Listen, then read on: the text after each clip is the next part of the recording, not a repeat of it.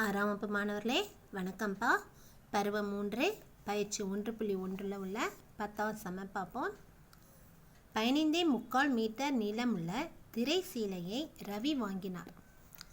அவர் அதை ஒவ்வொன்றும் 2.25 மீட்டர் நீளமுள்ள சிறிய திரை சீலைகளாக வெட்டினால் அவருக்கு எத்தனை சிறிய திரை சீலைகள் கிடைக்கும்?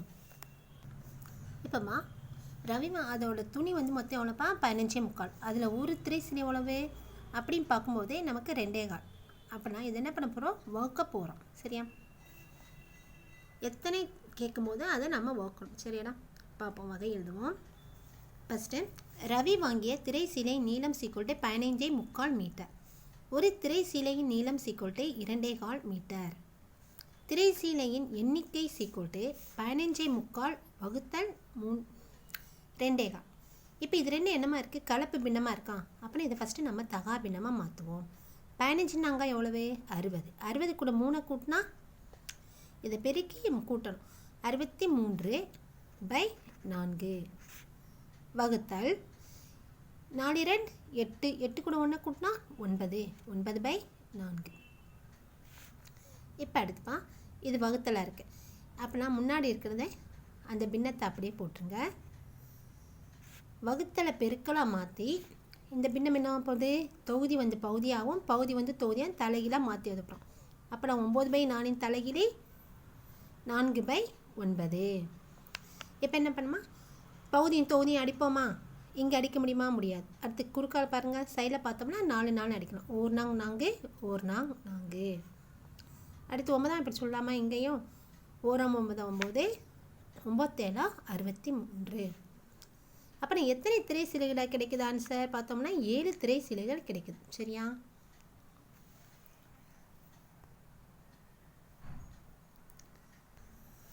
அடுத்து நம்ம கொள்குறி வகை வினாக்கள். 11ஆம் சம் பாருங்க. பின்வரும் கூற்றுகள் எது தவறானது அப்படின்ட்டு கீழே 4 கொடுத்துருக்காங்க. 4 ஆப்ஷனில் எது தவறுன்னு கேட்குறாங்க. அப்புறம் இங்கே ஒரு பின்னம் இருக்குது, 2 பின்னம். அதில் இது 1/2 தான் பெருசுன்னு சொல்கிறாங்க. நம்ம எது பெரியது சிறியது பார்க்குறோம். நமக்கு எப்படி இருக்கணும்? பகுதி சமமாக இருக்கணும். அதை வச்சு தான் நம்ம தொகுதியில் எது பெரியது எது சிறியதுன்னு பார்த்து போட்டுருவோம். அப்புறம் இங்கே பாருங்கள், இங்கே 2 இருக்குது, இங்கே 6 இருக்குது. அப்புறம் இதை நாம் ஃபஸ்ட்டு குறுக்கு பெருக்கல் பண்ணிக்கலாமாப்பா? இங்கே 1ஐயும் 3ஐயும் பெருக்குங்க. இந்த 3 கொண்டு போய் மேலே இங்கேயே பெருக்க போகிறோம். இந்த 2 கொண்டு வந்து இந்த சைடு பெருக்க போகிறோம். சரியா? அப்போ நான் 1 3 3 பெருக்குனா 6 2 6. இந்த சைடு 2 கொண்டு போய் மேலே இங்கே பெருக்குனா 1 2 3 2 6. இப்போ பகுதி சமமாயிடுச்சாப்பா? அப்போனா இதில் எது பெரியதுன்னு பார்க்கணும்னா தொகுதியில் இங்கே 2 இருக்குது, இங்கே 3 இருக்குது. அப்போனா இதுதான் பெரியது.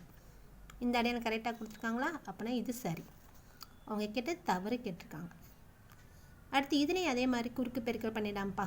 இங்கே இருக்கிற 7 கொண்டு போய் மேலே இங்கே பெருக்கும். 7 49 8 56. இந்த 8 கொண்டு வந்து இந்த சைடுமே 6/7 பெருக்கலாமா? தொகுதிலையும் பகுதியிலையும் பெருக்குனா 6 8 48 7 8 56. பகுதி சமம்.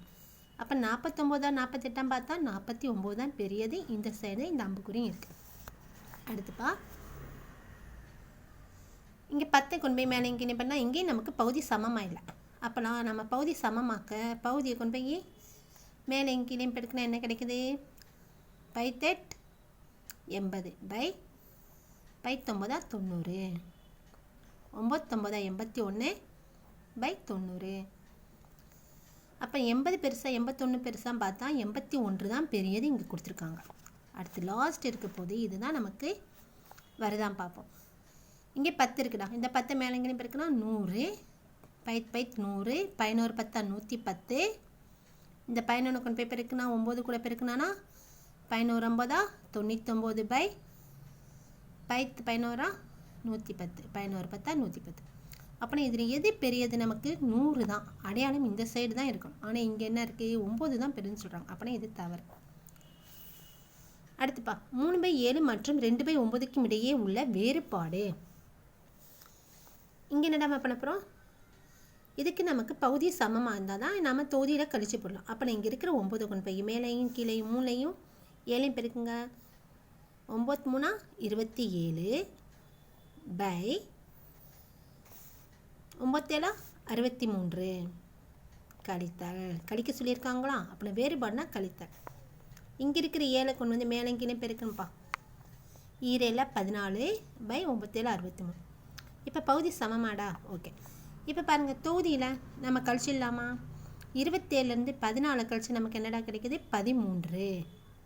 13 பை 63 அப்படின்னா ஃபஸ்ட் ஆப்ஷன். அடுத்து 13 கணக்குப்பா. 53 பை 17 தலைகீழி என்னவா இருக்கும்? 17 பை 53 இ ஆப்ஷன். 14 கணக்கு. 6 by 7 equal to A by 49 கொடுத்துருக்காங்க. இங்கே 7 இருக்கிற இடத்துல 49 வந்திருக்கு. அப்போ நான் இங்கே 6 இருக்கிற இடத்துல ஏக்கு என்ன மதிப்பாக இருக்கலாம் அப்படின்னு கேட்டால், இந்த 7 கூட எதை பெருக்குன்னா 49 வந்தது? 7ஆம் வாய்ப்பாடு. அப்புறம் அதே 7 தான் நம்ம மேலே பெருக்கியிருப்பாங்க. 6 42. அப்போ ஏ ஆன்சர் 42. சரியாப்பா? அடுத்து நம்ம 15 கணக்கு. புகழ் தனது கை செலவிற்காக தன் தந்தையிடமிருந்து பெறும் தொகைக்கு 4 வாய்ப்புகள் அளிக்கப்பட்டன. அவர் அதிக பணத்தை பெற அவ்வாய்ப்புகளில் எதை தேர்ந்தெடுக்க வேண்டும்? கீழே 4 வாய்ப்பு கொடுத்துருக்காங்கப்பா. 150 ரூபா கொடுக்குறாரு. அவர் அப்பா வந்து அவங்க புகழுங்கிற பையனுக்கு கொடுக்குறாரு. அப்படி கொடுக்கும்போது 150 ரூபாவை 3ல் 2 பங்காக கொடுக்குறாரு. அடுத்து 5ல் 3 பங்காக கொடுக்குறாரு. 5ல் 1 பங்காகவும் அடுத்து 5ல் 1 பங்காகவும் கொடுக்குறாங்க. சரியாப்பா? இப்போ இந்த ரெண்டுமே ஒரே இதாக தான் பங்கு கொடுக்குறாங்க. இது 2 தான் வித்தியாசமாக இருக்குது. அப்போனா இதில் எவ்வளோ கிடைக்குதுன்னு பார்ப்போம். இந்த இல்லுங்கிறத என்னமா வச்சுக்கலாம்? நம்ம பெருக்கன்னு வச்சுக்கலாம். சரியா? அப்போ நம்ம 3 எப்படி வச்சு அடிக்கலாமா? 1 3 3 I 3 15 ஒரு 0க்கு 0. அப்புறம் 52 100 ரூபா. சரியா? 150 ரூபாவை 3ல் 2 பங்காக கொடுத்தா 100 ரூபா கிடைக்குது. இதே 5ல் 3 பங்காக கொடுத்தா 1 5 5 5 15 0க்கு 0 90. சரியாடப்பா? 30 3 90 90 ரூபா. இப்போ இங்கே ஏன் அடிங்க? 1 5 5 5 15 30 ரூபா. இதுலேயும் 30 ரூபா தான் வரும். சரியாடா? அப்புறம் இதில் எது அவருக்கு அதிகமான தொகை கிடைக்கும்? ஃபஸ்ட் ஆப்ஷன் மூலமாக வாங்கினா தான் அவனுக்கு அதிகமான அமௌண்ட்டு கிடைக்கும். ஓகே, தேங்க்யூப்பா.